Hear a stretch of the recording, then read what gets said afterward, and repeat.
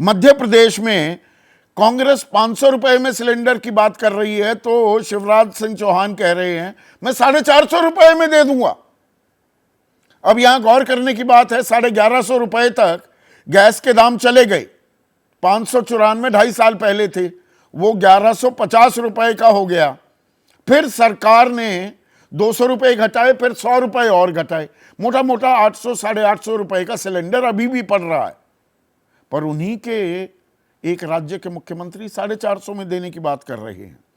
महिलाओं को 11वीं 12वीं वाले बच्चों को 1,500 रुपए की बात है तो शिवराज भी 1250 रुपए, 1,250 रुपए हर महीने और 3,000 का वादा कर दिया।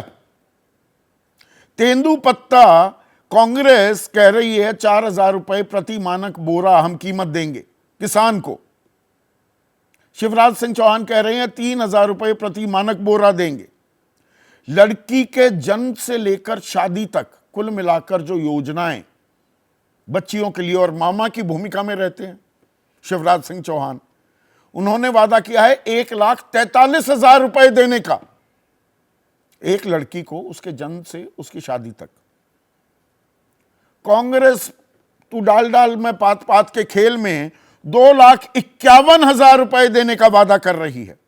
बुजुर्गों को जहां शिवराज सिंह चौहान 600 रुपए पेंशन दे रहे हैं, कांग्रेस 1,200 रुपए पेंशन देने की बात हो रही है। और कांग्रेस पुरानी पेंशन योजना भी लागू करने की बात कर रही है। बड़ा फायदा हुआ था हिमाचल प्रदेश में, और कुछ न कुछ कर्नाटक मॉडल का भी पुट यहां पर दिख रहा है। और इनमें से कुछ वादे तो कांग्रेस के बड़े नेताओं ने पहले ही कर दिए थे। जो ये बच्चियों को पैसे देने की बात है, 11वीं 12वीं के छात्रों को छात्राओं को पैसे देने की बात है, इसका जिक्र मंडला जिले में 12 अक्टूबर को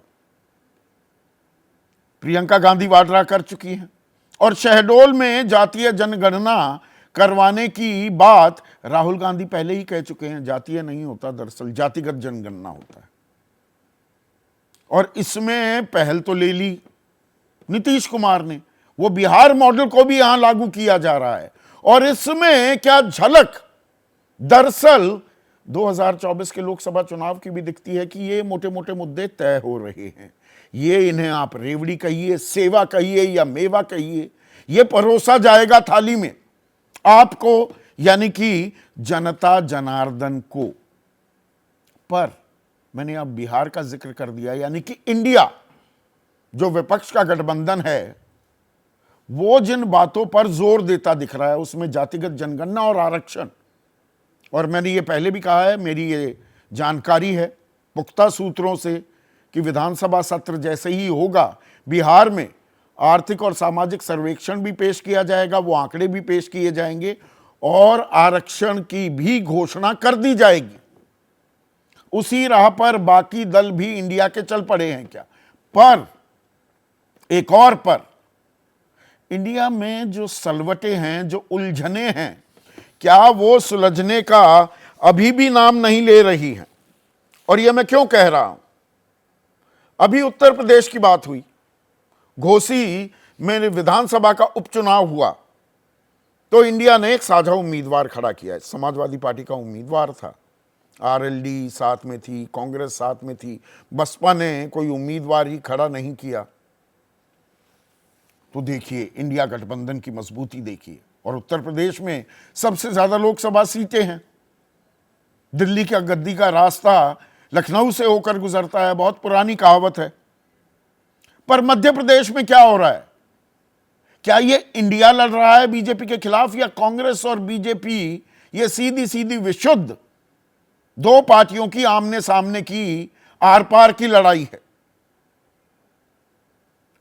उत्तर प्रदेश का इलाका मध्य प्रदेश से सटता है। जो चंबल ग्वालियर का इलाका है, बघेलखंड का इलाका है, वहां पर समाजवादी पार्टी ने अपने उम्मीदवार खड़े कर दिए, घोषणा कर दी। निवाड़ी, राजनगर, भांडेर, दोहानी, चितरंगी, सिरमौर, बीजावर, कटंगी, सीधी। जैसे ही घड़ी का काटा दोपहर 2:30 पे आए, बबीता जी का दिल सास बहू साजिश के लिए मचल जाए। और ये है इनकी बहू। पूरे दिन ऑफिस की टेंशन हो जाए गॉन जब ये करें अपना फेवरेट शो फ्री टाइम पे ऑन। इनकी तरह आप भी देखें अपना फेवरेट शो अपने टाइम पर और डाउनलोड कीजिए एबीपी लाइव ऐप अपने स्मार्ट टीवी पर।